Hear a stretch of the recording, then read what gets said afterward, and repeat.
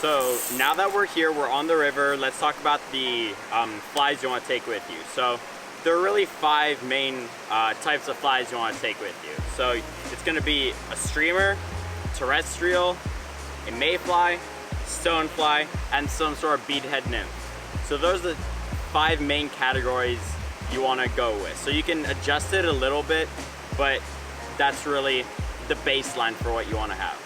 All right, so when we're blue lining, usually a small fly box like this is plenty. And so if we open it up on this side, I've kind of got my blue lining essentials. And just like Iggy had said, so first of all, we've got our streamers. So in here, we've got 2 colors of slump busters and 2 colors of woolly buggers. Everything here is pretty natural. There's not too much flash going on here. But there is still enough flash to be considered an attractor pattern, which is kind of what you want to be fishing most of the time. So leading up to that, the attractor patterns we have in here in terms of nymphs are these fox squirrel nymphs with legs. And so that'll be kind of an all-around attractor pattern for mayflies, stoneflies, just a general nymph that looks pretty buggy. And then we've got a traditional prince nymph in 2 sizes. Probably looks like a 16 and probably like a 14 or a 12. You want to carry different sizes of flies because, again, after flipping over rocks at the stream, you won't know what like sizes you're going to be using, so bringing multiple sizes is definitely advisable.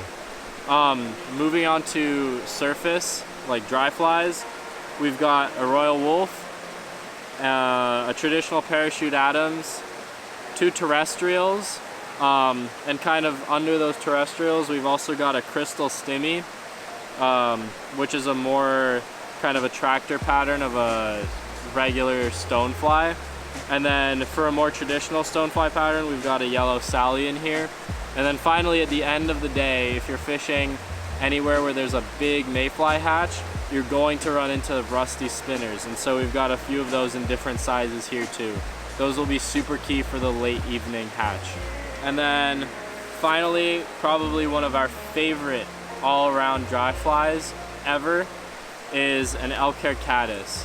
And so that will probably be on my line for most of the time when we're blue lining, either as a straight dry fly or a dry dropper. And we'll talk about rigs as well later.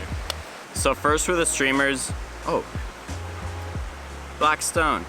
Okay, sorry. First with the streamers, you got 2 different colors of slump busters, both in size 10.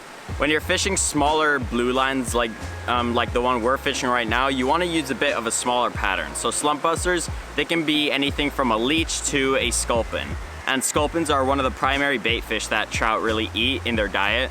That's always one of my favorite streamers, if not my favorite streamer to fish new water with. Then next to that, we got 2 different types of woolly buggers, one in brown and one in olive. They were meant to be a hellgrammite imitation when they were first made, but really they're just a super buggy thing that can be a bait fish, a hellgrammite, crayfish, stonefly.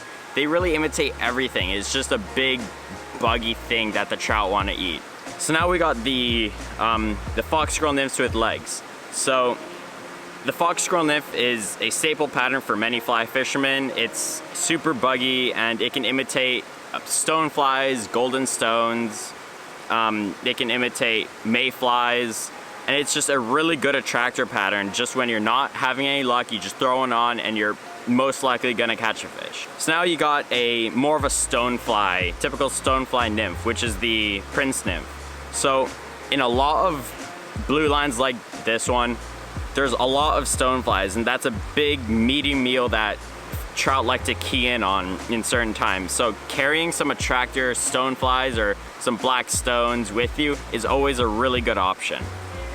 Now for the dry flies, you got, for the mayflies, we picked out a royal wolf and an Adams. So a royal wolf, it's a really good, again, attractor, because all of these flies are gonna be really attractor patterns, and it can just catch the fish's attention when they're keying on mayflies, but you're not sure what mayfly they're really eating, and they'll just eat it and they'll sip a lot of them off the surface, and you'll catch a lot of fish in a day. It's also really good for an indicator fly when you're dry dropper fishing, because it's built so that it can hold a lot of floating, and it can stay on the surface really well for long periods of time. Now with the Adams, you use that when you're more keyed in on that they're actually eating mayflies, especially right now when they're eating blue quills and quill gordons, and Adams is a really good pattern. Although it doesn't really imitate one specific mayfly, it's good when you know that these fish are keyed in on mayflies, not just anything general that's on the surface. Now with the terrestrials, you can really pick any small terrestrial. We went with beetles. You can choose ants, spiders, hoppers. Beetles are a staple terrestrial for a lot of small streams that don't have a lot of grass on the side, so that's places where hoppers aren't as common. And the beetle is just a really good pattern you can use as an indicator fly for your dry droppers. And in these smaller streams, you're not usually gonna run into some bigger fish, so a smaller pattern is gonna be better. Now, we got a bunch of spinners, and it's just an awesome pattern when the mayflies are starting to fall down and they're turning that really copper, rusty pattern. And fish will definitely key in on those in the late afternoon. Now with the stonefly dry flies, you got a yellow Sally and you got a crystal simmy. So a crystal simmy can also be used as a terrestrial pattern, but both of them are really good as just general stonefly dry flies. And lastly, we got the elk-hair caddis. Now elk-hair caddis can really imitate a caddis, a stonefly, some sort of terrestrial. It's just an awesome bug that you can just throw on at any time basically and catch fish. It can be used as even an attractor pattern, even though it's meant to be a caddis, because it just looks like a bunch of different things at once because of the way the elk hair is tied onto the fly. So that's really a breakdown on why we chose the flies that we did, and this will get you through most of your blue lines. To conclude our flies section of this two-part series, we're gonna talk a little bit about rigging. So I think my favorite way of fishing blue lines is definitely a dry dropper. And so what that means is you have a dry fly and then you've got a nymph underneath that dry fly. Usually it's weighted, but you can also go unweighted if it's like more of an emerger. And so usually it's probably gonna be a little bit less than a foot deep because you're really never fishing that deep on a small stream. Yes, you will occasionally run into a deep pool, but at that point you're probably going to want to either switch to a streamer, or what you can do is take off the dry fly completely and tight line nymph. So you're just using your tippet and just the sensitivity of your rod to feel the bites, and essentially you're just fishing without an indicator, but that can be a video for later. Yeah, so that was the blue lining fly box video. Hope you liked it, hope it was informative. We're in the middle of a really good hatch right now, so we're probably gonna go fish our dry droppers and our straight dry fly rigs and see what we can pull out and show you guys some of the fish and some of the eats. So let's go get it.